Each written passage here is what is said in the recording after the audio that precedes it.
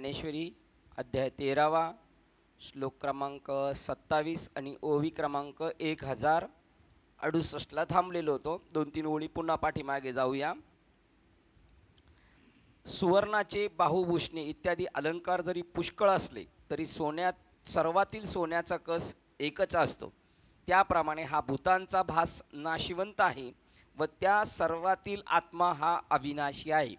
अंगठी मोडले, दागिने मोडले तर तो नाश झाल्यासारखा पण भास होतो, पण आकाराचा नाश झाला, पण सोन्याचं काही नाश झालंय का?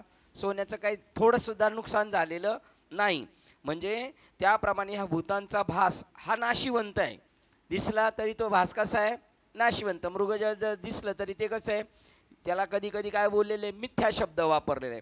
त्या सर्वातील आत्मा हा अविनाशी। सोनं मात्र कायमस्वरूपी। अलंकार वेगवेगळे अलंकार निर्माण होतात आणि अलंकाराचा आकार परत नाश होतो, पण ज्याच्यावर आकार आला होता ती सोनं मात्र नाश पावत नाही। त्याप्रमाणे आत्मा हा अविनाशी आहे। याप्रमाणे व्यावहारिक जीव धर्माहून वेगळा आणि पारमार्थिक जीवाशी अभिन्न असा। जीव धर्माहून वेगळा, व्यावहारिक जीव धर्माहून वेगळा म्हणजे जरी दिसला तो जीव तरी तो त्याच्यापासून, त्या जीव धर्मापासून वेगळा आहे। म्हणजे जीव हा खरा नोहे, ही माया। वरचं वाक्य काय सांगितलं होतं? भास, भासमान आणि माया एकच आहे की नाही? रश्शीवर साप भासतो, ही काय? मायाच आहे की नाही? त्याप्रमाणे जीव जरी दिसला वेगळा तरी तो जीव वेगळा नाहीये। तो जीव धर्माहून वेगळा नाही, म्हणजे परमात्म्यापासून तो वेगळा नाही आणि पारमार्थिक जीवाशी अभिन्न असा परमात्मा आहे। पारमार्थिक जीवाशी म्हणजे पारमार्थिक दृष्टीने पाहिलं तर सगळं कसं आहे? एकच आहे, तो वेगळा नाही असा परमात्मा आहे। असे जो ज्ञानी लोकात बघतो, असा जो ज्ञानी लोकात बघतो तोच ज्ञानामध्ये उत्तम डोळस आहे। कसा उत्तम डोळस आहे? तर आपण 7व्या अध्यायात पाहिलं, मनुष्य 1000 मनुष्यातून एक, 1000 मनुष्यातून एक अशी माणसं निवडली आणि ते पण कशी निवडलेली? धैर्यवान, मी त्या ईश्वराला प्राप्त केल्याशिवाय राहणार नाही, पूर्ण नादी, पूर्ण छंदी मी त्याला प्राप्तच करीन, अशा प्रकारचे 1000तले एक जे निवडलेले आहेत ते 1000तून एक कसे निवडलेले आहेत? धैर्यवान, काही झालं तरी मी ईश्वराला प्राप्त केल्याशिवाय राहणार नाही, आणि नादी आहे, छंदी आहे, मी ते करणार म्हणजे करणार। त्याप्रमाणे असे किती आहेत? 1000तून एक निवडून काढलेले आहेत। आणि अशा दिवसेकरांमध्ये, अनेक दिवसेकरांमधला एखादा धैर्यवान त्या ठिकाणी पोहोचतो आणि तो स्वतःला ती गोष्ट प्राप्त करून घेतो। त्याप्रमाणे इथे सुद्धा ते म्हणतात त्या ज्ञानी लोकांमध्ये बघतो तोच ज्ञानामध्ये उत्तम डोळस आहे। आता आपण पण कधी कधी जनरल आपण पाहतो सगळं सारखं आहे, सगळं सारखं आहे, पण ज्यावेळेला प्रसंग येतो आपल्यावर त्यावेळेला आपण सगळं सारखं आहे असं समजत नाही। त्यावेळेला आपण परत बुद्धीमध्ये आपल्या भेद निर्माण होतो आणि म्हणून ते म्हणतात बुद्धी भेदासे आले आणि कल्पू नये ते कल्पू लागले अनेकत्व। मग त्यांना अनेकत्व दिसायला लागले, वेगवेगळं दिसायला लागलं, पण याला दिसत नाही। काही झालं तर तुकाराम महाराजांना त्या व्यक्तीने मारलं बोराटीच्या काठीने, पण तुकोबारायांना तो वेगळा वाटला नाही। तुका म्हणे एका देहाचे अवयव तसेच आहे तू आणि मी, मला जर एवढ्या वेदना होतात तर तुला किती होत असतील? किंवा रामेश्वर भट्टांनी एवढा त्रास दिला का थाबडून दे अमुक देवमध्ये, तरी सुद्धा अनुग्रह घ्यायला आल्यानंतर कोणताही मनात विकल्प आला नाही। त्याचप्रमाणे आपण मागे एक उदाहरण पाहिलं होतं की दिल्लीच्या बादशाने रामानंद स्वामींना खतम केलं, तरी पण त्यांच्या शिष्य म्हणजे कबीर बाबांच्या डोक्यात भेद आला नाही, काही नाही। जे होतंय ते सगळं कसं आहे? भासमान आहे। आणि ह्याप्रमाणे तो डोळस ज्ञानी आहे, काही झालं तरी। आणि हेच माऊली सांगतात त्याप्रमाणे की माते नेनोनी भजन, हे भजन सर्वांमध्ये समपाने, माते नेनोनी भजन ते वायाची गाणी आण करतो, तो भक्ती करतो, वारी करतो, तीर्थयात्रा करतो, चिंतन बी करतो, कीर्तन प्रवचनाला जातो, कीर्तन प्रवचन पण करतो, तरी सुद्धा माते नेनोनी भजन ते वायाची गाणी आण। म्हणून कर्माचे डोळे ज्ञान निर्दोष व्हावे, ज्ञान निर्दोष व्हावे। ज्ञान कसं आहे? दोषरहितपणे, आणि कसं व्हायला पाहिजे? निर्दोष। तसा अनेक ज्ञानांमधला तो उत्तम डोळस होय। काय झालं? तो जरी वेगवेगळं दिसलं तरी तो वेगळं समजत नाही। असे ज्ञानाच्या दृष्टीमुळे जे डोळस आहेत असे ज्ञानाच्या दृष्टीमुळे जे डोळस आहेत, कशामुळे डोळस झाले पाहिजेत? ज्ञानाने. त्यांच्यातील हाच मुख्य डोळस होय. बघा, अनेक डोळस आहेत आणि त्यांच्यातला हा मुख्य डोळस आहे का, हा कधी चलबिचलवायची होत नाही. ही त्याची मी स्तुती करतो असे मुळीच नाही. फार काय सांगू, तोच परम भाग्यवान पुरुष आहे. मी त्याची स्तुती करत नाही, तोच खरा कसा आहे, भाग्यवान पुरुष आहे. तू वर बस ना बाळा.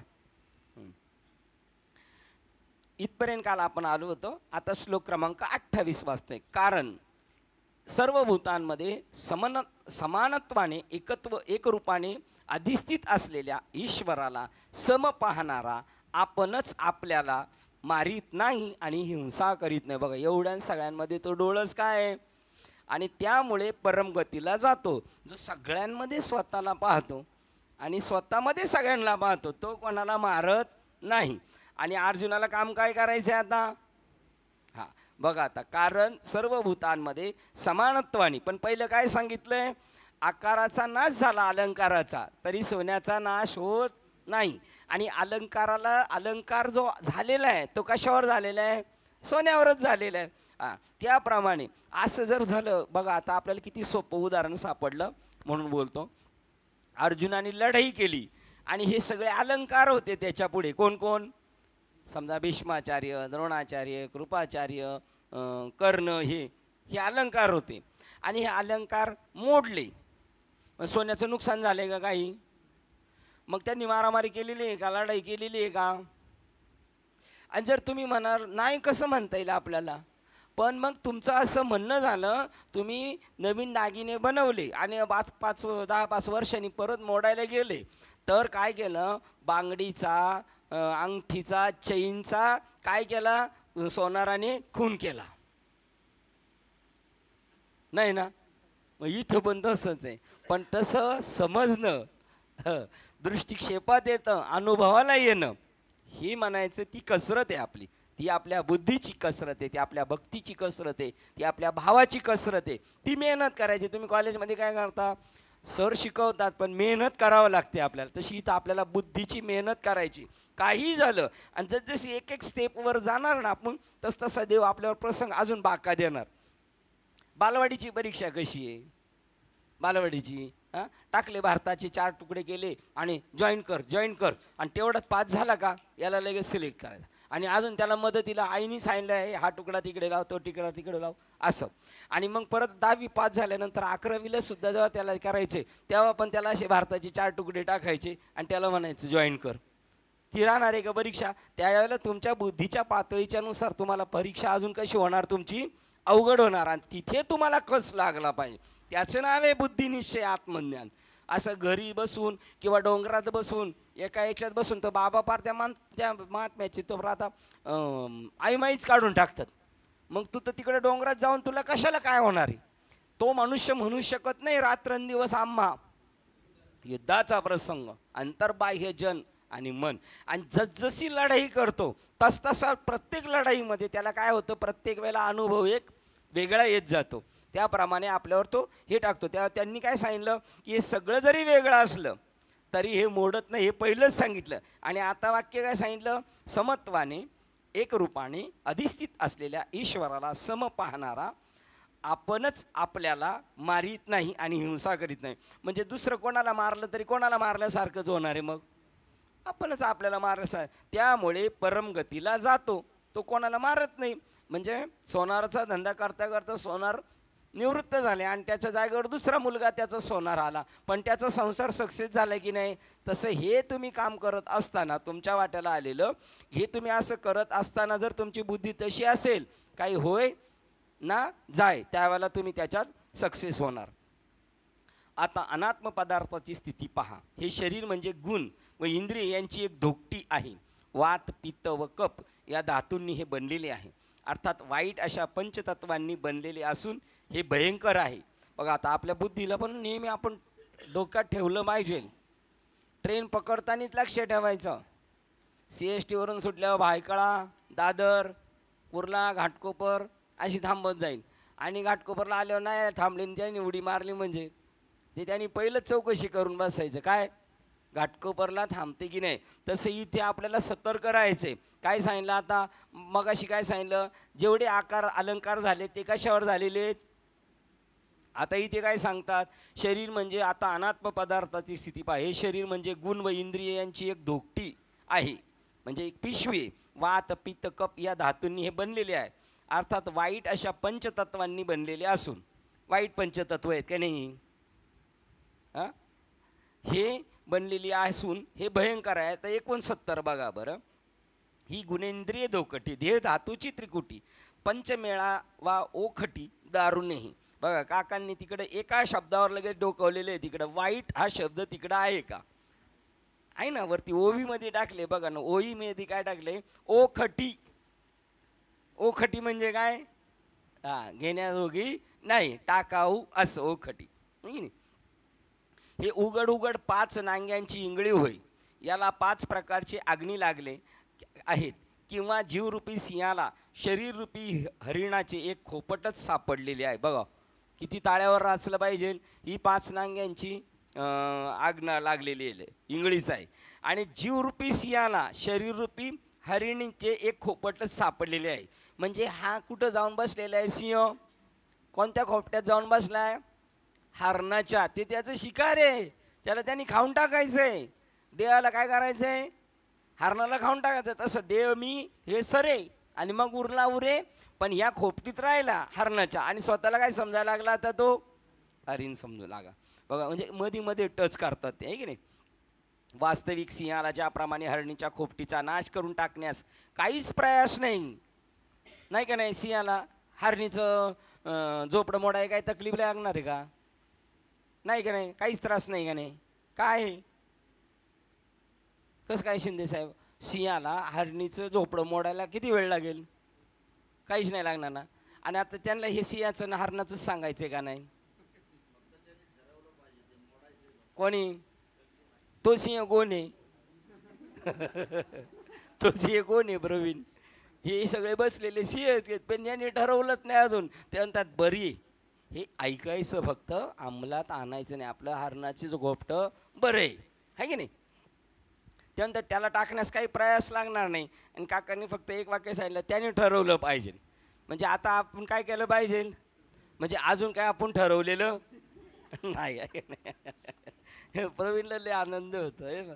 त्याप्रमाणे जीवाने अनित्य शरीरात एकाचा बात करून बघा सिद्धांत टाकतात. त्याप्रमाणे पुढे गेलं वाक्य, किती नंबर ओळ, 69. वास्तविक सिंहाला ज्याप्रमाणे हरिणीच्या खोपटीचा नाश करून टाकण्यास काहीच प्रयास नाही, त्याप्रमाणे जीवाने अनित्य शरीराधिकाचा बात करून टाकण्यास काहीच अडचण नाही. सोपं नाही आहे, पण जर प्रयत्न केलं तर अवघड सुद्धा. तुकाराम महाराजांना पण प्रयत्नच करावे लागले. देवा आता ऐसा करी उपकार, म्हणजे देवाच्या इथं धरणं धरायला लागलं. या देहाचा विसर पाडी मच, आणि तो नाही पाडून देत. घडीत पाडतो, घडीत परत आठवण करून देतो, घडीत पाडतो, घडीत आठवण करून देतो.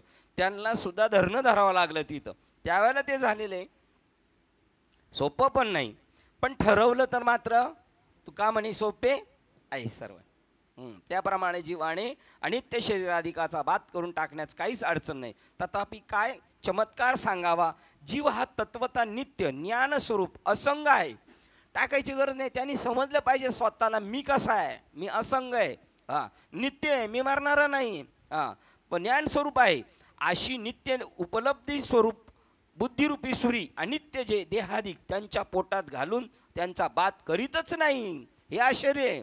त्याला काय अवघड नाही, पण त्यांनी कोणती सुरी चालवली पाहिजे, नित्य उपलब्धी रूप, मी ज्ञानरूप आहे, मी असंग आहे, अशी बुद्धिरूपी सुरी अनित्यरूपी जी देहाधिक त्याच्या पोटात घालून त्याचा बात करीतच नाही शेवटपर्यंत. आणि म्हणून मग 84 लक्ष येणे, देहाशी तादात्म्य ठेवल्यामुळे 84 लक्ष येणे. तथापि अर्जुना, जो ज्ञानी आहे तो मात्र या देहात असूनही देह तादात्म्य भ्रांतीने आपला घात करून न घेता शेवटी तेथेच ब्रह्मपदाला जाऊन मिळतो. बघा 72, 71, 70च्या पुढे, 70च्या पुढे म्हणजे 71 आणि 72. आता आपण बघा तो तिथेच ज्ञानी माणूस आहे कुठं, शरीरातच आहे. पण शरीरात असून शरीराचा वाद केलेला आहे. काय प्रमाणे शरीराचा वाद केलेला आहे,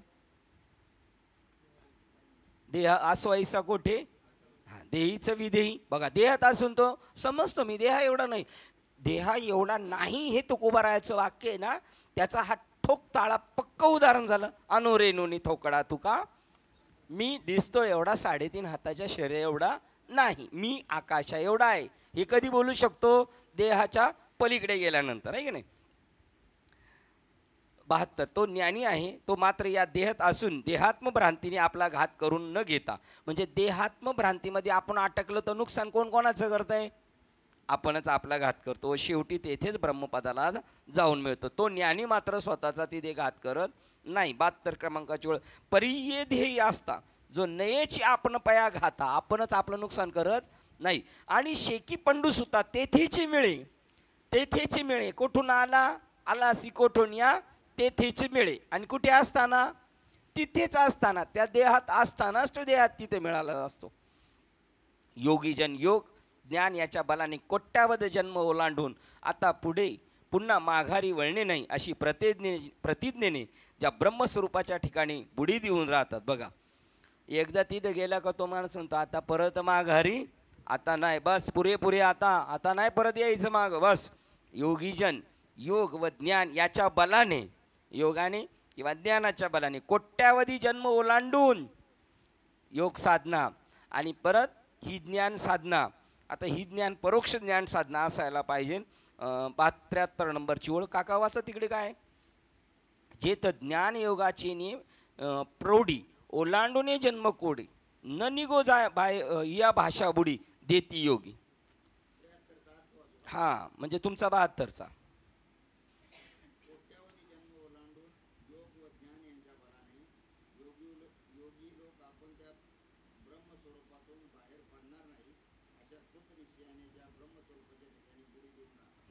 ते किती सांगले? कोट्यावधी जन्म ओलांडून योगाची साधना करतात, ज्ञानाची. आता ज्ञानाची म्हणजे आता आत्मज्ञानाचा हा शेवटचा आत्मज्ञान होतं, तो त्याचा शेवटचा जन्म. त्याच्या अगोदर कोट्यावधी जन्म योग साधना करणार, ज्ञान साधना म्हणजे परोक्ष ज्ञान. हे जे चाललं ना, आता आपण या तीर्थाला जायचं, तिथे शिकायचं, काशीला जायचं शिकायचं, घरी प्रयास करायचा प्रपंच करता करता, हे शिकता शिकता ते कोट्यावधी जन्म ओलांडून आता पुन्हा माघारी वळणे नाही. आता इथे आलो ना, आता परत माघारी येत नाही अशा प्रतिज्ञेने ज्या ब्रह्मस्वरूपाच्या ठिकाणी बुडी देऊन राहतात. ते ठिकाण कोणाचे म्हणशील तर ते आकार जात रूपी नदीचे पैल तीर निराकार आहे व नदीची ही पलीकडची कड आहे व तुर्या अवस्थेचे माजगर आहे, ज्याला परब्रह्म असे म्हणतात. कुठं जाऊन पोहोचतात ते? 74 नंबर बघा. जे आकाराचे पैल तीर जे दिसतंय ना सगळं, त्या आकाराच्या पलीकडचं आहे. परेहून परते घर. जे नादाची पैल मेर नादाची म्हणजे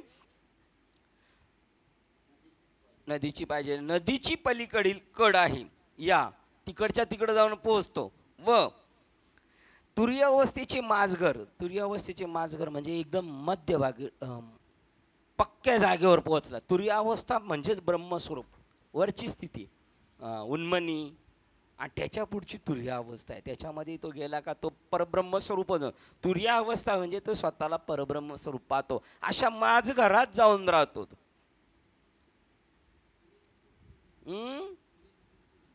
उन्मनीच्या पुढे तुर्य आहे, उन्मनीच्या पुढे तुर्य आहे.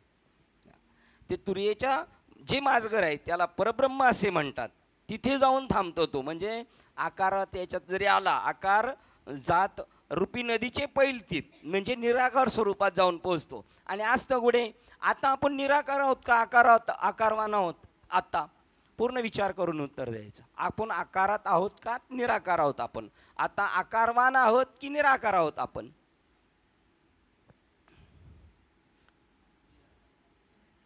हां, आणि हे दिसते हे काय? हा भास आहे का? हा भास आहे. आपलं मूळ निराकार आहे आपण, आणि तिथून आलेलो आहे. आणि आत्ता सुद्धा निराकार स्वरूप आहेत. हे दिसतंय हे सुद्धा काय आहे? भासमान आहे.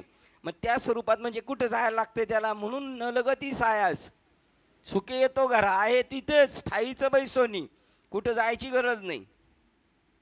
75 पण घ्यायची, हां 74 घ्यायची, हां 72, हां 73 आणि 74 आहे ना. आणि ज्याप्रमाणे गंगाधिक नद्या निरंतर विश्रांतीसाठी समुद्राला जाऊन मिळतात त्या ठिकाणी कुठे जाऊन मिळतो दुसरा, त्याप्रमाणे मोक्षाचं वर्तमान सर्व गती साध्य ज्या ब्रह्माच्या ठिकाणी विश्रांतीला येतात. बघा मोक्षाचं वर्तमान, मोक्षसुद्धा तिथे जाऊन विश्रांतीला येतो, जे आपलं मूळ स्थान आहे तिथं.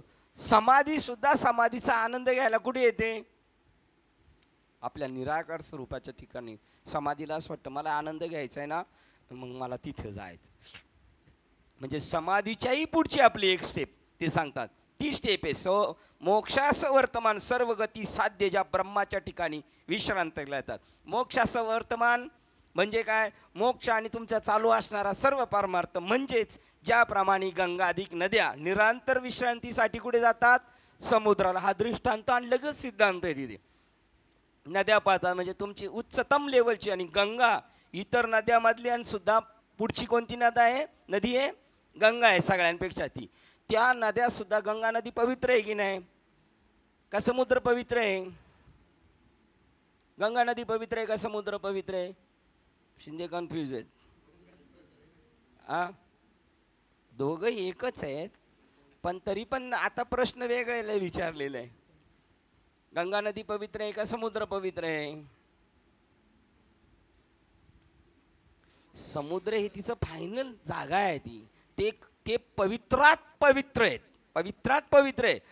पवित्रात पवित्र. आता त्याच्यात पुढं पवित्र बी नाही जिथं अपवित्र बी नाही. तुम्ही जर गटर जाऊन मिळालं म्हटलं तरी पण ते त्याला लगेच आपल्यासारखं करतंय. त्याच्यामध्ये पवित्र नाही म्हणजे त्याचं शेवट मुक्कामाचं ठिकाण. आलासी कोठून या गंगेला विचारलं, ती म्हणली मी माझ्या धामाला चाललेले, तिकडे चाललेले. मग जेवढे तुमचा परमार्थिक मग मोक्ष सुद्धा असला तरी जो तिथं जाऊन विश्रांती घेतो, जो भूतांचा वैषम्यामुळे विषमबुद्धी होत नाही, जरी वेगवेगळं दिसलं तरी तो वेगळा वेगळा समजत नाही, त्याला ते सुख याच देहात पाय धुवावयास सापडते. ते सुख लोटांगण घालीत आपणहून त्याच्या पायापाशी येते. कधी? साम्य बुद्धी ठेवलं. या सगळ्या विचित्र दिसणाऱ्या जगतामध्ये एक चित्र पक्का आहे आणि ते मिस नटलेलं आहे. तो सुद्धा नाही, तो म्हणणं म्हणजे सुद्धा काय, त्याच्यापासून थोडंसं दुरावा घेणं. आणि त्या माणसाला ज्या भूतांच्या वैषम्यामुळे दिसायला सगळे कसे आहेत, सारखे आहेत का, स्वभाव सारखे आहेत का, यांचे वागणं सारखं आहे का? मग यांच्या वैषम्यामुळे विषमबुद्धी होत नाही त्याची. त्यांचं विषम वागणं असलं तरी तुमचं आपलं कसं पाहिजे, समज राहिले पाहिजे. त्याला ते म्हणतात आता विषम धुवून सांडियले. त्याला ते सुख याच देहात पाय धुवायस सापडते. कल्पना करतील जे याच्यात राबलेले ते म्हणतील हा ते होणार ना, म्हणणार ते याच देहात पायात ते सुख याला पाय धुवायला भेटेल. पण कोणाला? ज्ञानेश्वर महाराज, तुकाराम महाराज त्यांना, आपल्याला नाही. आपण असेच हेलपट्यावरी करीत राहायचं. हे कोणासाठी सांगितलेलं आहे? आपल्यासाठी सांगितलं. त्यांनी त्यांचा स्वानुभव सांगितला. असे गेले का तुम्हाला असं होणार. 76 पण घ्यायचे. ही ओळ आहे आपल्याकडे, मला वाटतं 76ची ओळ आहे. ते सुख येण्याची देहे पाय पाखाळ नियाला आहे, जो भूत वैषम्य नोहे विषम बुद्धी. ते सुख आत्मसुख कोणतं? जिथे गंगा धावून धावून समुद्राला मिळते. परत काय सांगितलं? मोक्षासह सगळं गती संपते. आणि तुर्येचे माझ घरचे परब्रह्म ते सुख याला काय करायला मिळतंय? पाय धुवायला मिळतंय. याचा अर्थ काय? त्यांनी कमी लेखलं की नाही? याचा अर्थ त्याचं एकदम तुम्ही जे अवडंबर केलेलं आहे, जसं त्याचा बागुल काय केलं नाही, काय त्याचं बागुलच काय त्याला असं वाक्य दिले. भाऊ ज्ञानेश्वर महाराज म्हणतात तुम्ही जो त्याचा भाऊ केलाय त्याचं मोकळं करून सांगतात. ते एवढं सोपं आहे. याचा अर्थ तुका म्हणे सोपे याच देहात त्याला भेटलं जातं. पलटी गेलं ना, ती पण ओळ घ्यायची. आहेच आहे मला वाटतं. पुष्कळ दिवे जरी असले तरी त्या सर्वांचे तेज एकच असते. आता लाईटिंग केली होती दिवाळीमध्ये, लाल पिवळा निळा हिरवा कलरचे लावले होते बल्ब. ते आपल्याला मनाला आनंद भेटण्यासाठीच आहे ना, आणि त्याचा आपण उपभोग करून घेतोय ना. का कलर आहे त्या लाईटीला, विद्युतला करंट कलर आहे का काही, पण आपल्या आनंदासाठी आपण त्याचा उपभोग करून घेतोय. तसं पुष्कळ दिवे जरी असले तरी त्या सर्वांचे तेज एकच असते. त्याप्रमाणे आता तेज एकच असते दिव्यांमध्ये, आता हा एक झाला, त्याच्यातला अजून एक सूक्ष्म भाग AC. फोर व्हीलरमध्ये AC पण आहे आणि थंडीच्या दिवसामध्ये गरम पण आहे, हीटर पण आहे त्याच्यामध्ये. मग एकच त्याला मशीन एकच आहे पण काम वेगवेगळे आहे की नाही. त्याप्रमाणे मग त्याच्यामध्ये गरमपणा असो थंडपणा असो या सगळ्या प्राणी मात्रांमध्ये वेगवेगळेपणा असो तरीसुद्धा काय एकच आहे ते आहे की नाही. सर्वांचे तेज एकच असते. ज्याप्रमाणे पुष्कळ दिवे जरी असले तरी त्या सर्वांचे तेज एकच असते. त्याप्रमाणे पूर्वीपासून अनादि अनंत असा जो परमात्मा तो सर्वत्र ओतप्रोत भरलेला असतो. दीपाची या कोडी जैसे एकची तेज सरीजे तैसा जो अस्तुची असे सर्वत्र ईशू. 77 पण घ्यायचे हां. हे पंडुसुता याप्रमाणे जीवन असतानाच ज्याचे जीव व आत्मा याविषयी जो समत्व एकत्व आहे असे पाहतो तो जन्म मरणाच्या सपाट्यात खरोखर सापडत नाही. त्याचा काला आहे हा काला सांगतात. शेवटचा दिवस जो येतो त्याच्यामध्ये एक झालं. त्याचं काय झालं? जीवन असतानाच देहात असताना जीव आणि आत्मा याविषयी जो समत्व एकत्वाने पाहतो. म्हणजे माझा जीव जरी असला तरी तो कोण आहे? जीवच आत्मा आहे. तत्व असी तोच मी आहे असं तो पाहतो. तो जन्म मरणाच्या सपाट्यात खरोखर सापडत नाही. का सापडत नाही? कारण त्याला कळतं जन्म मरण वगैरे काहीच नाही. आत्म्याला ना जन्म आहे ना मृत्यू आहे. म्हणून तो मोठा भाग्यवान आहे अशी त्याची आम्ही वारंवार स्तुती करतो. कारण त्यास जो साम्यरूपी ब्रह्मभावरूपी शय्येवर डोळा लागलेला असतो त्यास पा. म्हणून तो मोठा भाग्यवान आहे अशी त्याची आम्ही वारंवार स्तुती करतो. 2-3 श्लोकात शेवटी तो डोळस आहे तो लय भाग्यवान आहे आम्ही त्याची स्तुती करतो असं समजू नको. पण वास्तव सांगतो ते म्हटले. तो मोठा भाग्यवान आहे अशी त्याची आम्ही वारंवार स्तुती करतो. कारण त्यास जो साम्यरूपी ब्रह्मभावरूपी शय्येवर डोळा लागलेला दिसतो. तुका म्हणे मन नयवृत्तीवरी आणि सुखाचे शेजारी पौडलो. अशा ठिकाणी गेला. 79 पण घ्यायची. 78 79 म्हणजे तिथून चालू केलं ते कंटिन्यू चालू ठेवायचं. हां 71 बोललो होतं. हां 71 पासून. हां आता बघा बरं त्याच्यातल्या 2 का ड्रॉप केल्यात. 71च्या अगोदर 69 आणि 70 का ड्रॉप केली. कारण ती तसं नाही. ती धोकटी आहे वात पित्त वगैरे सगळं सांगितलेले किंवा 5 नांग्यांची इंगळीच आहे ती तरीसुद्धा ती वास्तव आहे का? तो भ्रमच आहे. ती भ्रांतीच आहे. मग ती भ्रांतीची ड्रॉप केले ना आपण सिद्धांताच्या घेतलेल्या. श्लोक क्रमांक 29 वाचतो. जो सर्व कर्म प्रकृतीकडूनच ईश्वराच्या शरीर इंद्रियाकार बनलेल्या मायेकडून सर्व प्रकारे केली जाणारी पाहतो. त्याप्रमाणे आत्म्याला अकर्ता पाहतो तोच वास्तविक तत्व पाहतो. बघा वाक्य कसे जो इकडे पण अर्थ तसाच आहे का पहा साहेब. श्लोक क्रमांक 29 वाचतोय. जो सर्व कर्म प्रकृतीकडूनच ईश्वराच्या शरीर इंद्रियाकार बनलेल्या मायेकडून सर्व प्रकारे केली जाणारी पाहतो. कोणाकडून करून घेतोय सर्व कर्म? प्रकृतीकडून. प्रकृती कोणी केलेली आहे? ईश्वराकडून आहे की नाही. हां आणि ती पण काय आहे? परत माया आहे की नाही. सर्व प्रकारे केली जाणारी पाहतो. मग प्रकृतीसुद्धा माया. कोणी केली? ईश्वराने केली. हे बोलणं सुद्धा माया. आणि जे झालेली कृती आहे ती सुद्धा काय आहे? माया. म्हणजे ती खरी आहे की नाही? म्हणजे काही झालेच नाही आहे की नाही. सर्व प्रकारे केली जाणारी पाहतो. त्याप्रमाणे आत्म्याला अकर्ता पाहतो. म्हणजे स्वतः काही केलेलं नाही. तोच वास्तविक तत्व पाहतो. आणि मन बुद्धी ही ज्यात प्रमुख आहेत अशी 5 कर्मेंद्रिये व यांच्याकडून होणारी कर्मे ही प्रकृतीच करते असे जो पूर्णपणे खरे जाणतो. बघा आता हे खरे जाणतो पूर्णपणे म्हणजे काही जाणतात प्रकृती. बघा आता हेच वाक्य हे मन बुद्धी ज्यात प्रमुख आहेत अशी 5 कर्मेंद्रिये यांच्यापासून होणारी कर्मे प्रकृतीच करते असे जाणतो. आणि असे जो पूर्णपणे खरे जाणतो. म्हणजे आता हे आपण असे जाणतो पण पूर्णपणे नाही आणि परत खरे जाणत नाही. कारण मध्ये मध्ये आपण परत बॅकमध्ये आलो का आपण परत काय म्हणतो छे छे हे काय आपल्याला पटत नाही. ही ओळ घ्यायची. 1080. घरातील राहणारी माणसे आपापली सर्व व्यवहार करतात परंतु घर काही एक करीत नाही. तसेच आकाशात ढग धावताना दृष्टीस पडतात तरी पण आकाश ज्याप्रमाणे स्थिर असते. केवढं जागं किती शांत होऊन पाहिलं पाहिजे. म्हणून नाना म्हटले का होणार नाही, किती शांत झाला पाहिजे. असं धग धग धग धग पारायण 7 दिवसात उरकायचं म्हणलं त्याला काय कळणार नाही. किंवा आज मला कोण भेटलं होतं का माहिती, ते म्हणजे मी ज्ञानेश्वरी रोज वाचतो पण 4-5 पेज वाचतो. 4-5 पेज वाचून कळायचं नाही. एकच पेज 4-5 तास वाचलं तर नीट कळल. एकट्याने जर चांगली घासघूस केली तर, आहे की नाही. घरातील राहणारी माणसे आपापले सर्व व्यवहार करतात. आता मला याच्यातला सिद्धांत सांगायचा. परंतु घर काही करीत नाही, तसे आकाशात ढग धावताना दृष्टीस पडतात, तरी पण आकाश ज्याप्रमाणे स्थिर असते. आता याच्यामध्ये 2 दृष्टांत सांगितले. आता तुम्हाला कळालंय मला असं वाटतं म्हणून तुम्हालाच विचारतो. हां, कळालेलंच दिसते. घरातील राहणारी माणसे आपापले सर्व व्यवहार करतात. मागची ओळ लक्षात ठेवून. कोण घरातली माणसं, परंतु घर काही करीत नाही. घरातली माणसं कोण आणि घर कोण?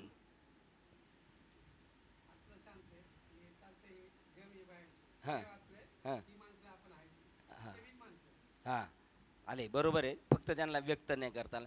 सगळी 36 तत्वाचे जे इंद्रिय प्रपंच समुदाय आहे, हा प्रकृती, ही म्हणजे घरातली माणसं.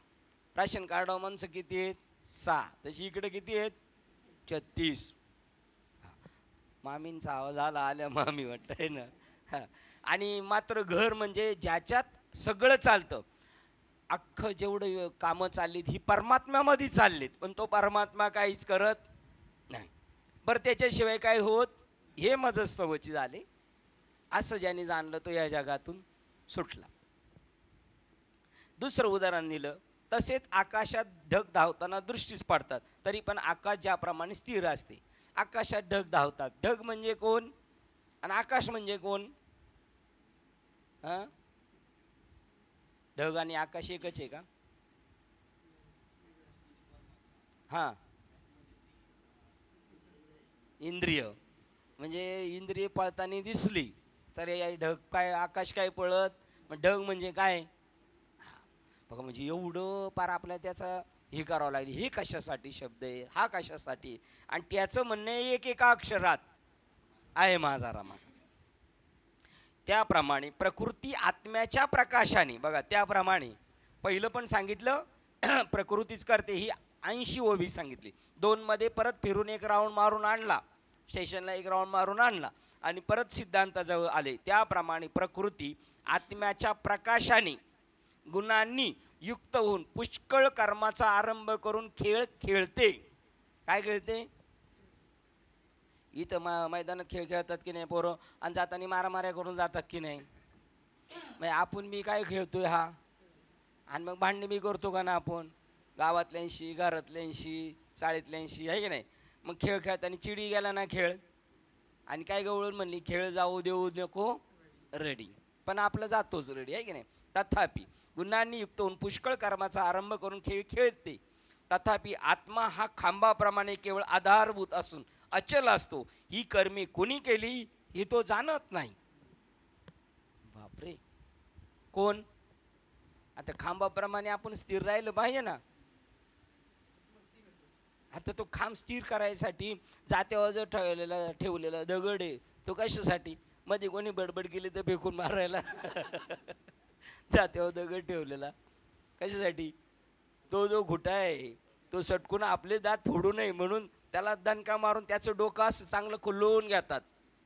त्याचं डोकं कसं झालेलं असतं, फटका मारून मारून. तसं सत्संगाला जाऊन जाऊन आपलं डोकं कसं होतं, खुललं जातं, आहे की नाही. त्याप्रमाणे तो खांब स्थिर. तुकाराम महाराजांनी याच्यावर अभंग केलं, हलवणी खुंट आधी करावा बळकट, मग तयाच्या आधारे सार करण्याची आगवी. नाही तर स्पीडमध्ये जातं फिरत राहायचं, इकडं दांडा यायचा आपल्या हातात, बसायचा आपल्या फटका, आहे की नाही. त्याप्रमाणे कोणी केली ही कर्मे, कोणी केली हे तो जाणत नाही. आता तुम्ही सांगा, टिळक बोलले मी शेंगा खाल्ल्या नाहीत आणि मी टरपले वेचणार नाही. टिळकांनी शेंगा खाल्ल्या होत्या का नाही शिंदे? खरोखरच्या शेंगा खाल्ल्या होत्या का नाही? नव्हत्या खाल्ल्या. मग टरपले कुठे कशी काय आपोआप येऊन पडले तिथं? पहिलं खाऊन गेला होता दुसरा. दुसरा नाही, सगळं एकच आहे, म्हणजे दुसरं होतं कुठं? आता हे किती जागेवर चालले का नाही, खळं केलं का नाही, खरोखर खाल्ल्यात त्यांनी, समजा नव्हत्या खाल्ल्या त्यांनी, पण ते म्हणले मी खाल्ल्या नाही. पण इथं काय सांगितल्यात, खायच्या शेंगा. गावाला आहेत ना लोक, घरात उठली का रात्रीचे सकाळी 5-5:30ला अंथरुणात येतेच तंबाखू खातात आणि कचरा बी कुठं टाकतात माहिती आहे का, अंथरुणावर. अरे म्हणलं अंथरुण का, म्हणले आता अंथरुण काढून झाडायचं तर आहेचे ना. म्हणजे किती कंचकरपणा चालू आहे. बरं हे रोज जरी त्याला इंटिमेशन दिले तर त्यांच्यावर काही फरक पडत नाही. बरं वाटेच्या खाली उतरणारच नाही पिचकारी मारायला, अर्धी वाट्यावर पिचकारी ना अर्धी बाहेर. आणि जर लईच म्हातारी असतं तर अर्धी घरात आणि अर्धी बाहेर. त्यांना त्याचं काही शुभ आहे. अरे हे चालतं इकडं असं, एवढं हे नॉर्मल एवढं चालतं. तसं इकडे म्हणतात लढाई गेल्या तरी चालतं, मग त्यांचं ते का नाही चालायचं. बरं कुठून कुठे गेलो काही सांगता येईल का आपल्याला. हा म्हणजे टिळकांनी खरोखर शेंगा खाल्ल्या पाहिजेत. तुम्ही खरोखर शेंगा खाल्ल्या आणि टरपलं तिथे टाकली आणि समोरच्यानी पाहिलं आणि तो म्हणलं हे बघ कॅमेऱ्यात दाखवतो, तरी सुद्धा तुम्ही शेवटपर्यंत अबाधित या भूमिकेवर राहायचं. मी शेंगा खाल्लेल्या, मी कोणी खाल्ल्या त्याचा तपास तुम्ही करायचा. काय सांगितलं तिकडं नाथबाबा जेव्हा किंवा ज्ञानेश्वर महाराज पैठणला गेले किंवा नाथबाबा काशीला गेले तेव्हा विचारलं हा ग्रंथ केला कोणी, तुम्ही कोण आहात. ते म्हणले तुम्ही कोण आहात. तर ज्ञानेश्वरांनी पण उत्तर दिलं आणि नाथबाबांनी पण उत्तर दिलं. काय दिलं उत्तर तिथल्या विद्वज्जनांना, या देहाला एकनाथ म्हणतात, या देहाला ज्ञानेश्वर म्हणतात. मग तू कोण, त्याचा विचार तुम्ही, हे जेवढ्या चोपड्याच्या चोपड्या येऊन बसलेले आहेत, हे काय फक्त चोपडा पूजनलाच फक्त काढायचे का बाहेर, त्याचा विचार तुम्ही करायचा. मी प्रकृती नाही. त्याप्रमाणे ते म्हणतात ही कर्मे कोणी केली हे तो जाणत नाही. अशा निर्णयाने अनुभव घेऊन ज्याने आपल्या हृदयात आत्मज्ञानाचा प्रकाश पाडला आहे त्यानेच अकर्त्या कर्माला पूर्णपणे खरोखर, त्यानेच अकर्त्या आत्म्याला पूर्णपणे खरोखर जाणले असे समज. प्रत्येक वेळेला सांगितलं कोण ज्ञानी कोण ज्ञानी, आता इथे त्यांनीच खरे जाणले. बाकीच्यांनी काय केले काय माहिती. या अशा निर्णयाने अनुभव घेऊन ज्याने आपल्या हृदयात आत्मज्ञानाचा प्रकाश पाडला आहे त्यानेच, याच्यावर अंडरलाईन, त्यानेच अकर्त्या आत्म्याला परत पूर्णपणे, दुसरी अंडरलाईन, तिसरी खरोखर जाणले असे समज. त्यानेच म्हणजे कोणी काय माहिती. हां आणि म्हणजे बाकीच्यांचं काय, मग त्याने जण बाकीचे बसले होते परीक्षेला ते काय झाले, फेल झाले. त्यानेच आत्म्याला पूर्णपणे दिधले संपूर्ण माझ्या हाती, निवृत्ती गहिनी कृपा केली पूर्ण. आणि खरोखर जाणले म्हणजे, खरोखर जाणले म्हणजे खोटे खोटे पण जाणतात आणि अपूर्ण पण जाणतात, है की नाही.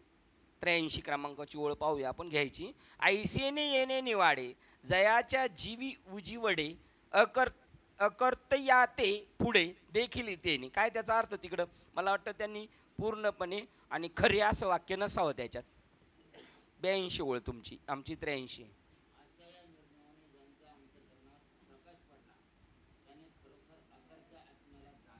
खरोखर जाणले, बरोबर. पूर्ण श्लोक घ्यायचा आहे हा, आहे की नाही. श्लोक क्रमांक 30 वाचतोय. जेव्हा भूतांचा पृथकपणा एका आत्म्यामध्ये स्थित आहे असे, बघा दिसायला वेगळे वेगळे सगळे जीव पण तरी सुद्धा एकच आहेत, आहे की नाही. जेव्हा भूतांचा पृथकपणा एका आत्म्यामध्ये स्थित आहे असे शास्त्र व आचार्य यांच्या उपदेशाप्रमाणे पाहतो. आणि आता शास्त्र हे सांगतंय आणि आचार्यांनी पण ते सांगितलं पाहिजे, सब काय एक आहे म्हणून सांगितलं पाहिजे की नाही. यांच्या उपदेशाप्रमाणे जो पाहतो आणि त्या एक आत्म्यापासूनच भूतांचा विस्तार पाहतो त्यावेळी साधक ब्रह्म बनतो. किती कॉन्फिडन्सने सांगितलं. हा ते ब्रह्म बनणं एवढं सोपं आहे का. आता ते राहिलं नाही.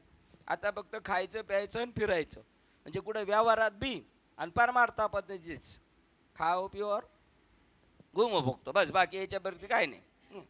सहज विचार करून पाहिले तर अर्जुना, ज्या वेळेस आकाराने भिन्न भिन्न असलेली भूते तत्वता एकच आहेत असे पाहिल त्यावेळेसच त्यास ब्रह्मसंपन्नता होता येईल असे जाण. मला वाटतं ही ओळ आहे का आपल्याकडे? हा. एरवी तेची अर्जुना होई जे ब्रह्मसंपन्नता, संपन्नता संपन्ना, त्याच्यामधला मास्टर होईल तो. एरवी तेची अर्जुना, कोण तेची? मागच्या ओळींमध्ये सांगितले तेची अर्जुना होई जे ब्रह्मसंपन्ना जै या भूताकृत, हा तेची पण सांगितले. आणि आता इकडे पण तेची पुढे जै या भूताकृती भिन्ना दिसती एकी. आता ही उलटी वाचली ना, दिसती एकी जै या भूताकृती भिन्ना होई जे ब्रह्म संपन्नता एरवी तेची अर्जुना. उलटी आलं का बघा, उलट आलं का अजून क्लिअर होतं. तुम्ही सकाळी राऊंड मारायला जाताना तिकडे बघा, काही लोक सरळ चालत असतात आणि काही एखादाच असतो तो कसा चालत असतो, उलटा. ना तरी देही अवयव. पुढे कुठं किती नंबरची ओळ वाचले पण, हा भूतांमध्ये भूते तत्वता एकच आहे असे पाहिल त्यावेळेसच त्यास ब्रह्मसंपन्नता होता येईल असे जाण. ज्याप्रमाणे आता बघा गायकवाड याच्यावर एक वाक्य म्हणतात, ब्रह्ममूर्ती, आणि आता पटकन निघून गेलं ब्रह्ममूर्ती. हा नाही, ब्रह्ममूर्ती हे ते काही आणि वाक्य गेले निघून लगेच. आज नाही सांगायचं ते म्हणतात. देव म्हणतात महाराज हे आज काही सांगायचं नाही. हा, ब्रह्ममूर्ती आणि ब्रह्ममूर्ती किती फरक आहे. यांना भ्रम झालेला आहे सगळा. हे ब्रह्ममूर्ती आहेत आपण सगळे, आणि ते कसे आहेत, ब्रह्ममूर्ती आहेत. मग ब्रह्ममूर्ती केव्हा होणार? हा, ब्रह्म जाणार तेव्हा. म्हणजे नापासच होणार पक्क. परीक्षेला बसलेल्यानी ठरूनच बसायचे आपण, पण आपला नंबर नाही. मग यांना कशाला डोक्यावर घेतोय आपण? हा, त्यांनी आपला टिक मार्क करायचे पुढे. ओंकार खेचर विसा म्हणे जेथे ओंकार निमाला साधन सुद्धा थांबलं. हा, खेचर विसा म्हणे जेथे ओंकार निमाला सहजची झाला ब्रह्ममूर्ती. बस नॉर्मल झाला पाहिजे. मी हे नाही, मी ते नाही, मी नाही. मग मी काय? तर मी स्वरूप परमात्मा स्वरूप. या इकडे साहेब वरती या.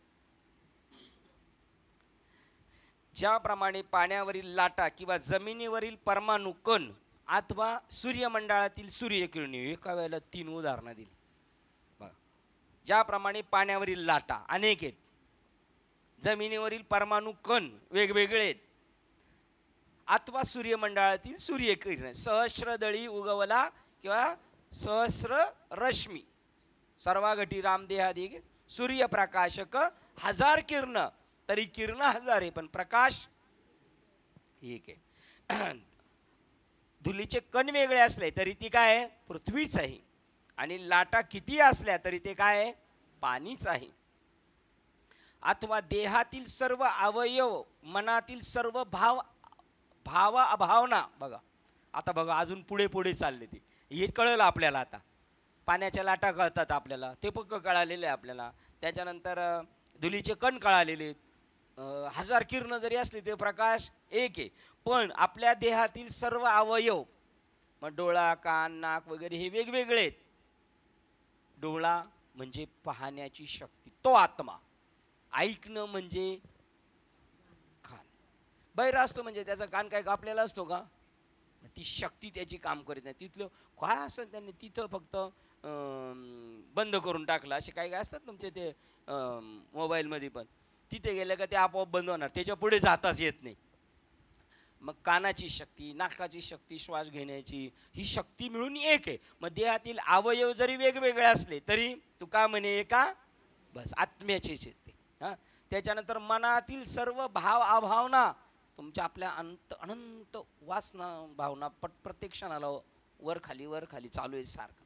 सागर शांत दिसतो, तो शांत असतो, आतून खवळलेला आहे तो सगळा, त्या सगळ्या भावना. आणि याच्यात तुम्हाला आपलं काम करायचं, याचं पण नाव आहे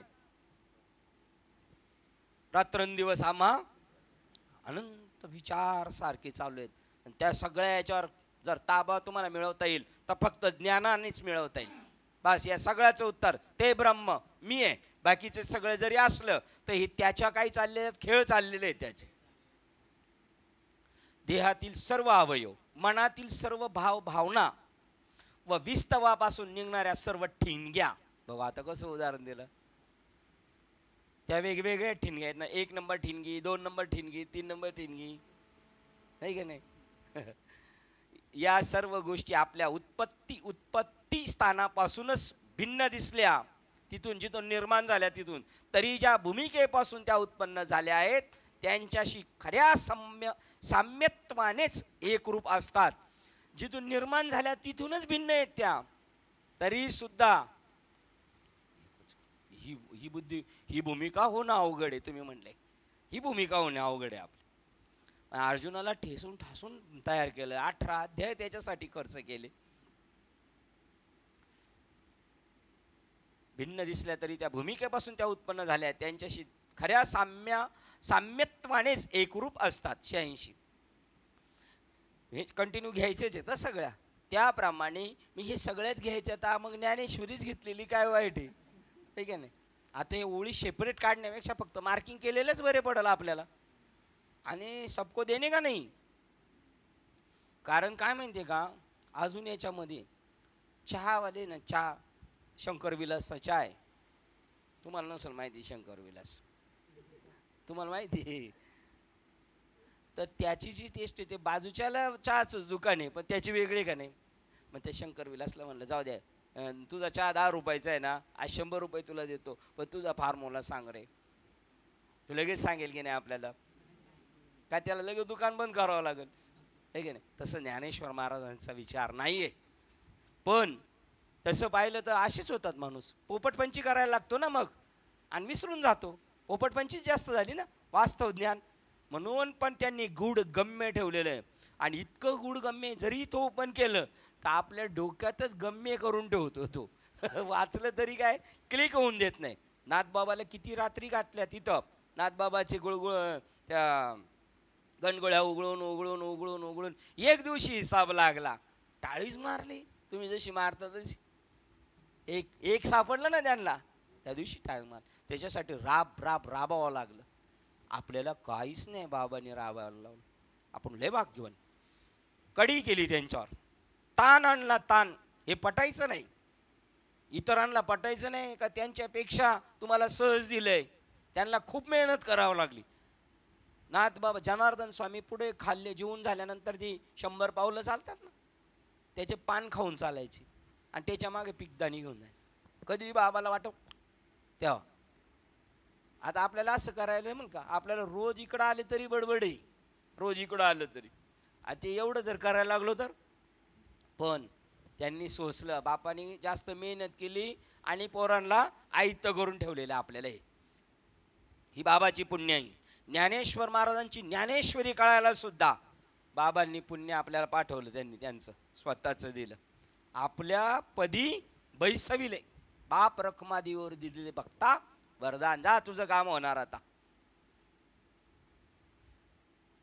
जर एखादं आपल्याला, आपण एखादं काम करायला गेलो एखाद्या मोठ्या माणसाकडं आणि तो भेटला आणि तो म्हणला तुझं काम झालं किंवा नाही झालं तरी तो काय मूडमध्ये निघतो, झालं नाही झालं तरी त्याचं काय झालं, झाल्याच प्रमाणे. तसं आहे, त्यांनी म्हणले ना तुझं काम झालं. याप्रमाणे त्याचप्रमाणे खऱ्या विचारदृष्टीने पाहिले असता. कोणत्या विचारदृष्टीने पाहिले असता तर म्हणजे खोट्या विचारदृष्टीने पण पाहणारी लोक आहेत असं त्याच्यातले. खोटे म्हणजे कसं, एकदाची झाली वाचून, एक पारायण झालं, अशी 700 झाली, 725 झाली. हे वाचणं कसं झालं, हे बोलताना सुद्धा तुम्हाला रिस्क घेऊनच बोलावं लागेल.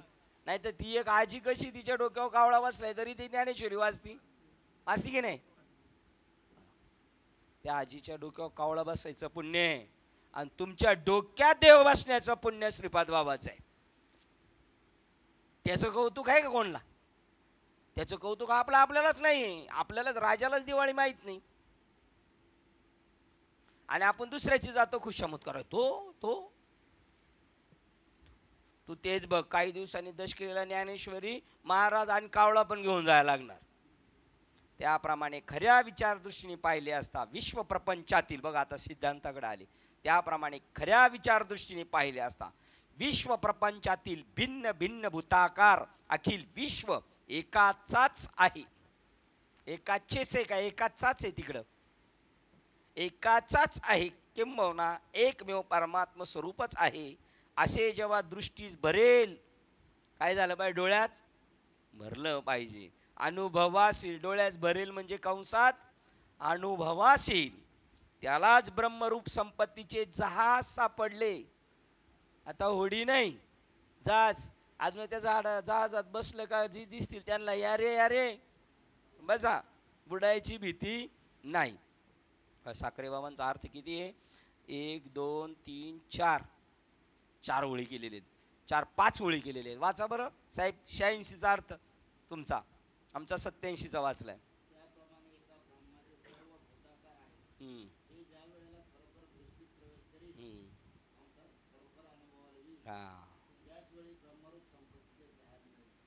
तिकडे पण कंसात अनुभवाला येलेले ना. हे मोठे माणसांचे ही कंसात बोलणं म्हणजे ते कंसात बोलणं कशासाठी? मंद प्रज्ञांना अजून सोपं करावं म्हणून, आहे की नाही? तर आमच्याकडं गावाला नाटक चाललं होतं आणि मागून प्राउटिंग करत होता आणि त्यांनी सांगितलं अमुक पाळी आली, समजा एलकार, तुमचं नाव नाही घेत, अमुकची पाळी आली आणि त्यांनी बोलायचं कंसात तलवार उपसून. तर त्यांनी कंसात तलवार काढायची मग उपसून बोलायची ना. तो म्हणला कंसात तलवार उपसून, आणि तलवार कुठे? मेहनतच आहे. म्हणजे एवढं कळत नाही तरी किती सांगितलं तरी. त्याप्रमाणे इथे त्यालाच ब्रह्मरूप संपत्तीचे जहाज सापडेल.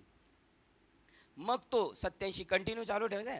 मग तो जिकडे पाहिल, मग तो जिकडे पाहिल तिकडे त्याला सर्वत्र ब्रह्मच दिसेल. फार काय सांगावे, त्याला अपार सुख होते. एक तरी ओवी, या ओवीकडे आहे का लक्ष कोणाचं? मग जिकडे पाहिल तिकडे त्याला ब्रह्मच दिसेल. फार काय सांगावे, त्याला अपार सुख होते. पार्था, याप्रमाणे तुला प्रकृती व पुरुष यांची व्यवस्था, विचार, अनुभव सिद्ध दाखले देऊन सांगितला. तो यथार्थ समजला ना?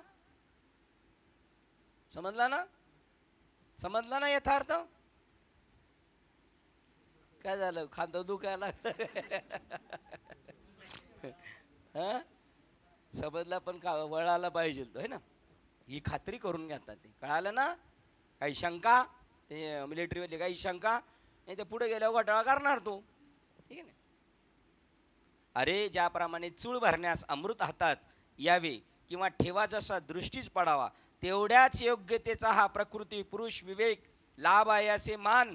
बघा, अमृत भेटलं किती आनंद होईल, किंवा काही ठेवाच भेटला, चांगले मोराच्या हंडी भरलेले भेटले, तेव्हा जेवढा आनंद होईल तेवढ्याच त्याच्याही पेक्षा आहे. पण आपली बुद्धी कुठपर्यंत आहे तिथपर्यंत त्यांनी सांगितलं.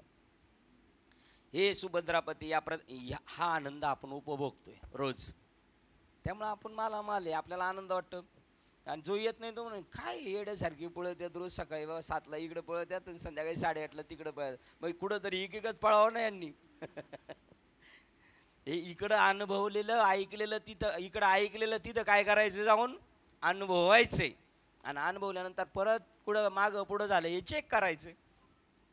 हे सुभद्रापते, या प्रतिपादनाने आलेल्या अनुभवावरून तू त्या प्रतितीविषयी आपल्या मनात जो एक कायम ठाम निश्चय करणार असशील तर तो इतक्यात करू नकोस. कारण यावर बघा, तुला आणखी 1-2 गहन गूढ विचार मी सांगणार आहे. ते त्यांना माहिती आपण करणारच नाही, त्यामुळे त्यांनी सांगितलं लगेच काय करू नको, है का? हे प्रतिपादन आलेल्या, हे सुभद्रापती, या प्रतिपादनाने आलेल्या अनुभवावरून तू आपल्या प्रतितीविषयी आपल्या मनात जो एक कायम ठाम निश्चय करणार असशील तर तो इतक्यात करू नको. कारण यावर तुला आणखी 1-2 गहन गूढ विचार मी सांगणार आहे. तू आपल्या मनाला जामीन म्हणून दे व मग विचार घे. कारण सगळे व्यवहार कोणाच्या जीवावर चाललेत ते मला दे, मग मी तुला सांगतो. म्हणजे मग मोबदला ते घेतल्यानंतर एकदा मनात ते फिट झाल्यावर मग डोक्यात पूर्ण तेच राहणार आहे. याप्रमाणे भगवंताने बोलून सांगण्यास आरंभ केला तेव्हा आपले सर्वांग अवधानमय करून अर्जुन ऐकण्यास तयार झाला. फक्त आपण आता कानाने नाही ऐकत, सर्वेंद्रियांनी आपण ऐकतो. आता या स्टेपला आपल्याला घेऊन गेलेत. आता सर्वेंद्रियांनी आपण ऐकतो. आता याला या बुद्धीच्या पातळी याला काय कळणार आहे, पण तरी याला कळणार आहे, सेव्ह होणार आहे. सेव्ह डाटा सेव्ह होतं म्हणतात ना, तसं सेव्ह होईल. जेव्हा गरज पडेल तेव्हा तो ओपन करणारच आहे, तर सगळं सेव्ह होणार. श्लोक क्रमांक 31 वाचतोय. फक्त आपल्याला 91 आणि 92 आणि 93 घ्यायची का नाही विचार करायचा आहे, पण थांबू द्या, पुढे गेल्यानंतर आपण पाहूया. हा परमात्मा अनादित्वामुळे व निर्गुणात्वामुळे अक्षय आहे. श्लोक क्रमांक 31 वाचतोय बघा. हा परमात्मा अनादित्वामुळे व निर्गुणात्वामुळे अक्षय आहे. तो केव्हापासून आहे, अनादी काळापासूनच आहे. शिवाय तो गुणातीत असल्यामुळे अक्षय आहे, आणि जो गुणात आहे तो कसा आहे, क्षय पावणार आहे.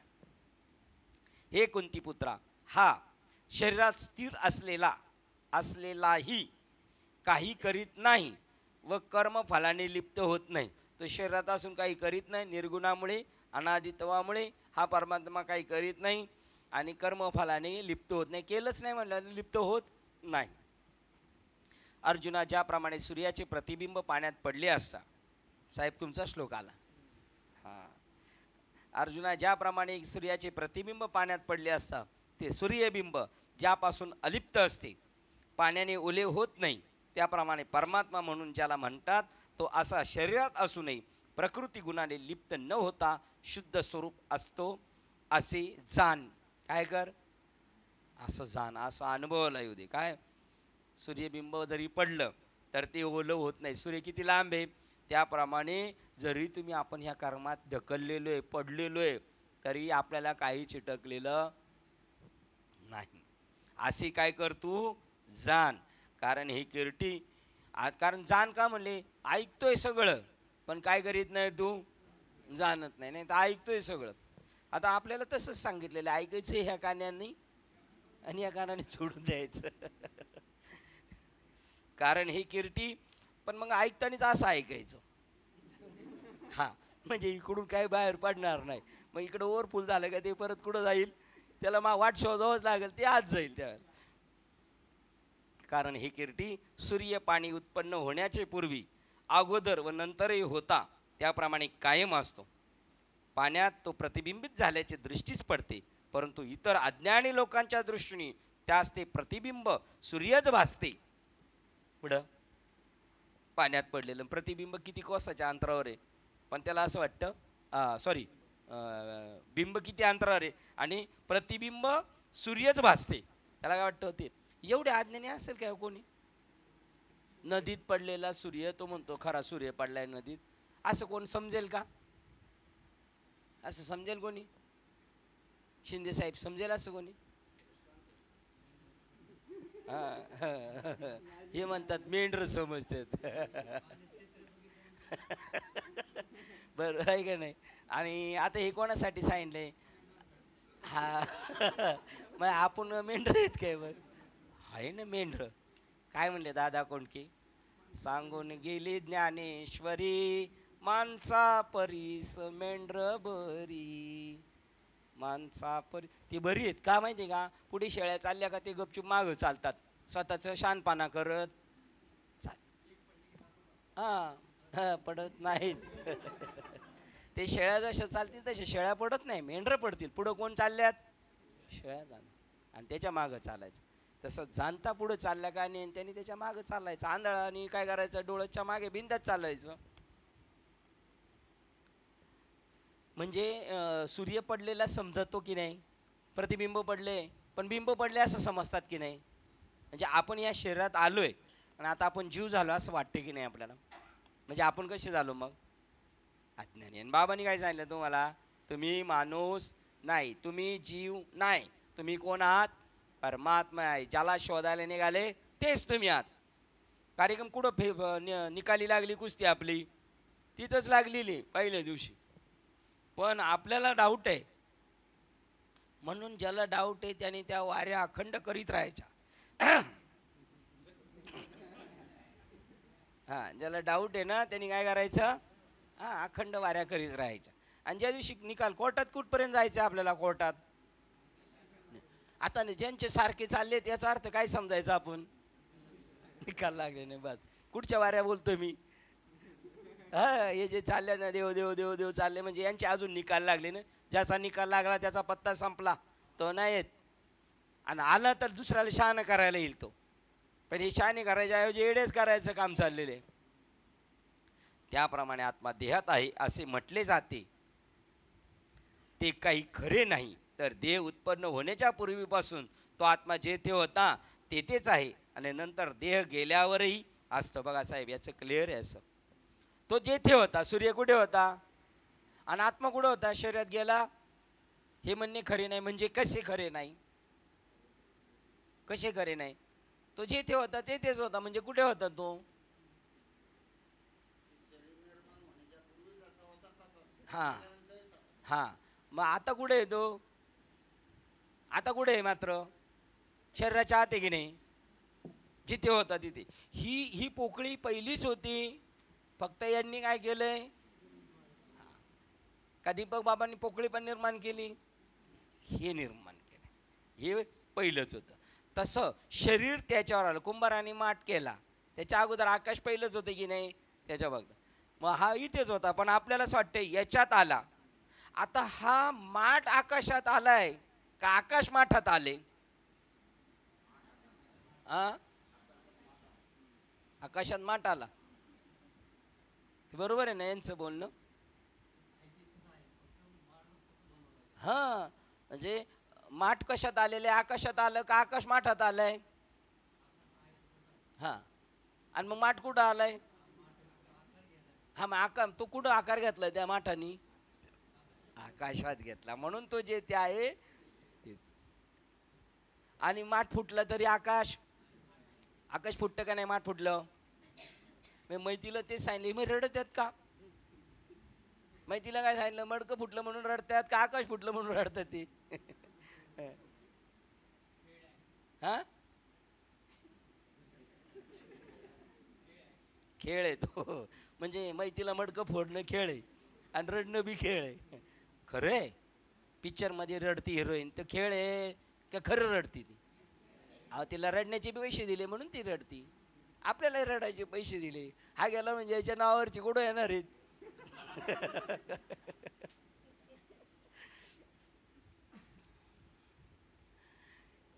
देह उत्पन्न होण्याच्या पूर्वीपासून तो आत्मा जेथे होता तेथेच आहे. नंतर देह गेल्यावरही सुद्धा असतो. म्हणून आत्मा येत नाही, जात नाही, तो आहे तिथेच आहे.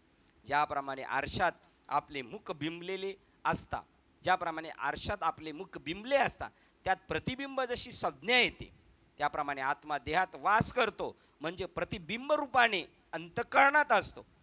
त्या देहाचा व आत्म्याचा संबंध आहे हे म्हणणं सर्वथेव निर्जीव व्यर्थ होय.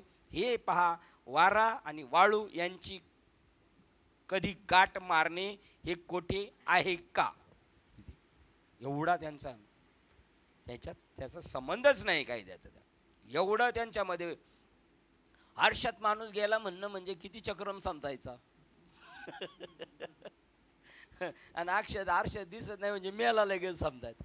आणि जर परत दिसला हरी जन्माला आला असं म्हणायचं. त्याचा काळी मात्र संबंध नाही. आणि आकाशा त्या काचेला जर चिरा गेलेला असला तर त्याला पण चिर गेलेली दिसते. असती काय त्याला चिर?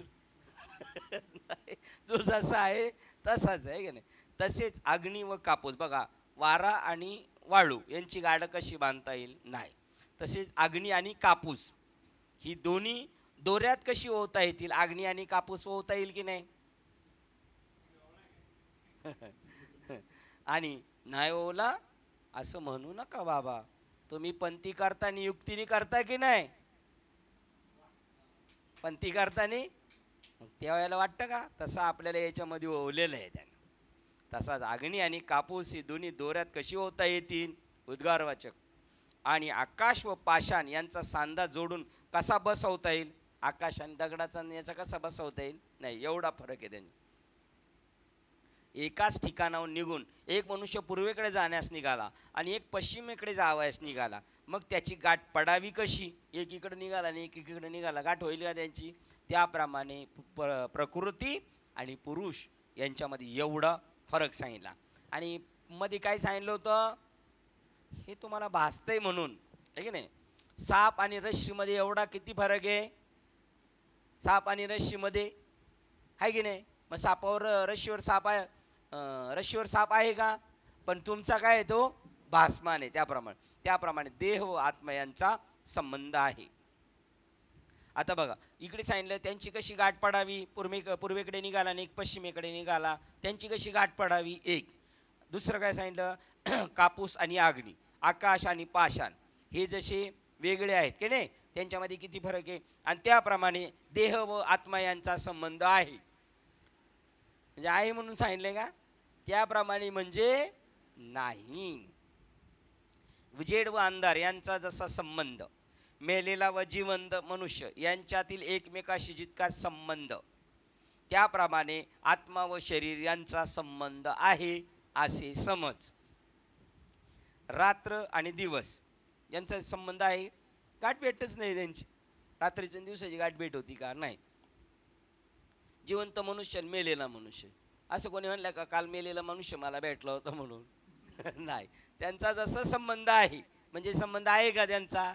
याचा अर्थ नाही. रात्र व दिवस, सोने आणि कापूस यांचे ज्याप्रमाणे असाम्य अंतर आहे, हे आता क्लिअर करून टाकलं, त्याचप्रमाणे आत्मा व देह यांचे असाम्य आहे म्हणजे साम्य नाही. खरे पाहू गेले असता शरीर पंचमहाभूतात्मक तत्वाचे बनलेले आहे व कर्माच्या दोऱ्यात गोवलेले व जन्म मृत्यूच्या चक्रात भवचक्रात जन्म मृत्यूच्या भवचक्रात घातले असून गरगर गरगर फिरत आहे. कालरूपी अग्नीच्या तोंडात लोण्याचा गोळ्याप्रमाणे हे शरीर घातलेले असून माशी आपली पंख फडफडवते, त्यास जितका वेळ लागतो तितक्याच थोड्या वेळात हे शरीर नाहीसे होते. लोण्याचा उंडा टाकला अग्नीत का नाश पावतो, किंवा माशी जशी पंख बसलेली एकदम उडायला लागली का तिला फडफड करायला केवढा वेळ लागतो, तेवढ्या वेळात हे शरीर जाणार आहे. आणि त्याच्या तेवढ्या टायमात आपण आपलं साधून घ्यायचं. आता आपलं सगळ्यांचं काम झालेलंच आहे का? काय आहे अजून शिल्लक? झालेलं आहे का नाही अजून? त्यांच्याकडून झालेलं आहे, आपल्याकडून झालेलं आहे असं आपल्याला अजून पक्क वाटत नाही, हे की नाही? त्याचा परिणाम काय आहे तो पहा. हा देह कदाचित अग्नीत पडला तर याची राख होऊन उडून जातो. कोल्ह्या कुत्र्यांच्या तावडीत हा देह सापडला तर त्याची विष्ठा बनते. हे कपिल ध्वजा, या दोन प्रकारातून जर देह चुकला तर ज्या ठिकाणी हा देह पडेल त्या ठिकाणी यामध्ये किडे व आळ्या यांचे पुंजकेच्या पुंजके होतात. अशा रीतीने हा देहाचा वाईट परिणाम होतो. देह वाईट आहे असा वाईट परिणाम होतो. या देहाची अशी दशा होते. परंतु आत्मा तर असा आहे की नित्य सिद्ध व अनादि अशा स्वरूपाने सहज सिद्ध आहे. तो निर्गुण असल्यामुळे सावयव नाही, तत्सापेक्ष निरअवयवही नाही. तर अवयव नाही, त्याला अवयव आहेत असं नाही, पण याचा अर्थ तुम्ही समजाल त्याला अवयवच नाही तर तसं पण नाही, निरअवयवही नाही, क्रिया करणारा नाही असं जर म्हटलं तर त्याच्याशिवाय परत काही होत नाही. तो क्रिया करणारा नाही व क्रिया न करणाराही नाही. क्रिया करणारा नाही व क्रिया न करणाराही नाही म्हणजे करणारा आहे, नाही करणारा असं बी नाही. आणि करणार, तुम्ही म्हणले नाही करणारा, करणार आहे. जसं आपण ते आत्म्याचं स्वरूप आहे. पोराला म्हणलं तिकडं जायचं नाही, म्हणला का नाही जायचं, सगळं सांगितलं तरी तो काय करतो, जातो, आहे का नाही? त्याप्रमाणे तो असाही नाही आणि तो तसा नाही. तसाच तसा माझा बाबा असा बी नाही, माझा बाबा तसा बी नाही. जसा आहे तसा आहे, कसा आहे तो तुम्ही बघून घ्यायचा आता, आहे. तसेच रोडका नाही व लठ्ठही नाही. निराकार असल्यामुळे दृश्य नाही पण अदृश्यही नाही. बघा लोक म्हणतात देव कसा दिसल, कसा दिसल म्हणजे तो का दृश्य नाही, महादृश्य नाही का? अरे कोणतीच लक्षण आहे, ही सापेक्ष लक्षण आहे. तुम्ही जसं ठरवता तुमच्या डोक्याची पोच कुठपर्यंत आहे, लांब उडी तुमची कुठपर्यंत आहे तेवढीच. आता आम्ही एकदा बाबा आम्ही चाललो होतो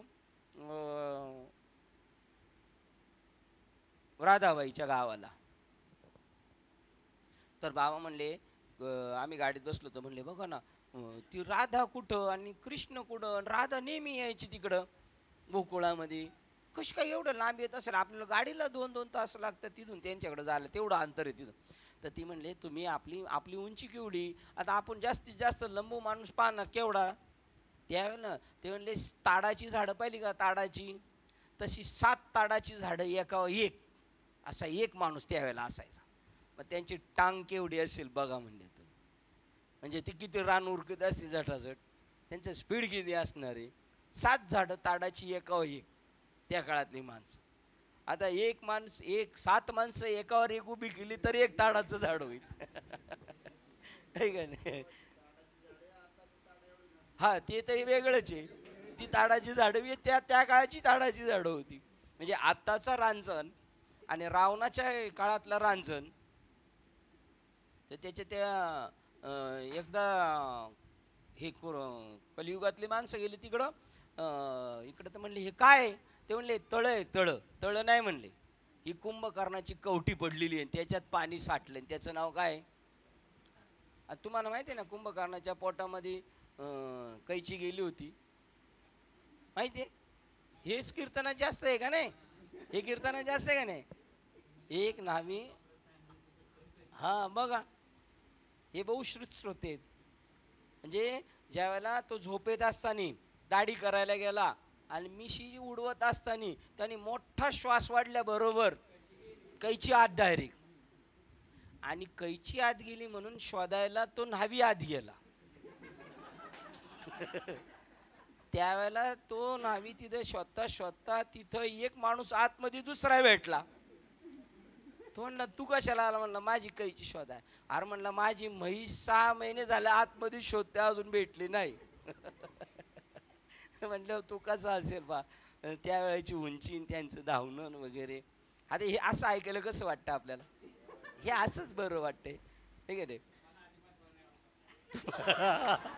म्हणतात मला अजिबात बरं नाही वाटलंय. 78 वर्ष याच्यातच गेली म्हणले. त्यामुळे आता बरं नाही आठवत आता आहे ना. आता हे बरं वाटतं, डायरेक्ट शलका माल पाहिजे आता, आहे की नाही. हां, तो निराकार असल्यामुळे दृश्य नाही, अदृश्य नाही, प्रकाशमान नाही, तेजस्वीनही नाही. बघा तो दृश्य नाही, मग तुम्ही म्हणाला अदृश्य आहे का, नाही अदृश्य नाही. तो प्रकाशमान नाही याचा अर्थ तेजहीनही नाही, व थोडा परिच्छिन्न नाही, व पुष्कळ अपरिच्छिन्नही नाही. म्हणून तुकोबाराय म्हणतात आकाशापेक्षा मी मोठा आहे आणि अणुरेणूपेक्षा पण छोटा आहे. बरोबर आहे तुमचं, तुम्ही गीतेला धरून बोलता. हां, हे बोलतात मी ज्ञानी बी नाही मी अज्ञानी बी नाही, मला सुख बी नाही दुःख बी नाही, मी येडा पण नाही मी शहाणा पण नाही. निश्चित वर्णन यांचं करता येत नाही. तसंच ब्रह्माचं सुद्धा निश्चित वर्णन, कैसे बोटाने दाखवू तुला, अनुभव घे गुरुच्या मुला. तो शून्य म्हणजे अत्यंत निर्विशेष असल्यामुळे रिकामा नाही.